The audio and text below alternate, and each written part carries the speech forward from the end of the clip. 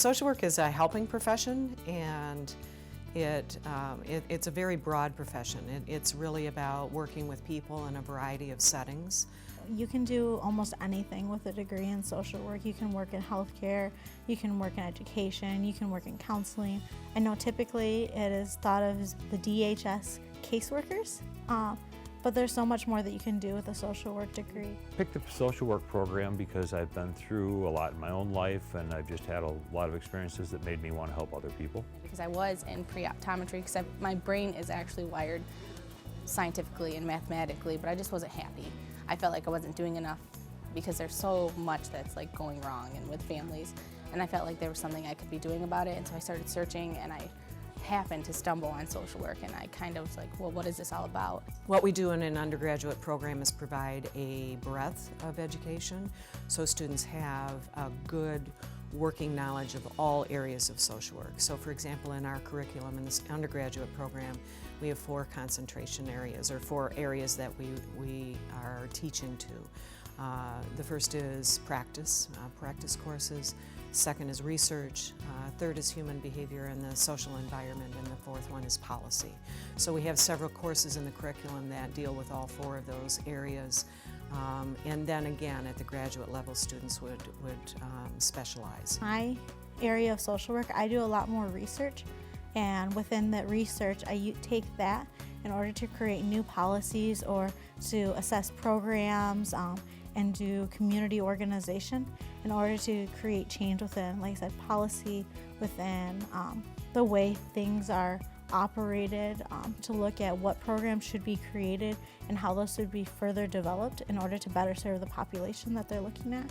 And my concentration is within the Latino population and access to higher education. Human services are just providing and connecting people with the services that they need, whether it be needing access to food or shelter to meet the hierarchy of needs.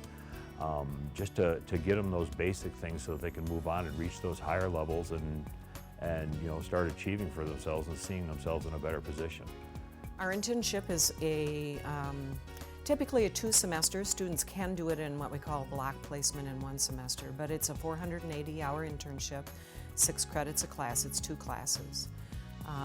And students are placed, they take a 1-credit orientation class prior to going out in the field. And going into the field is typically the last thing they do. Sometimes there's exceptions to that, but it's typically the capstone. Okay, so they're in the field doing 240 hours a semester, and they're placed all over the place. We've had students, we've had some international students. We do an international trip to El Salvador every year in our program, and so we take about 10 to 12 students down to El Salvador every year. Over the summer, I went to El Salvador for 2 weeks for an international social work course that was hosted by Professor Mike Berghoff. It was a really insightful trip, and it's an experience that I will never forget.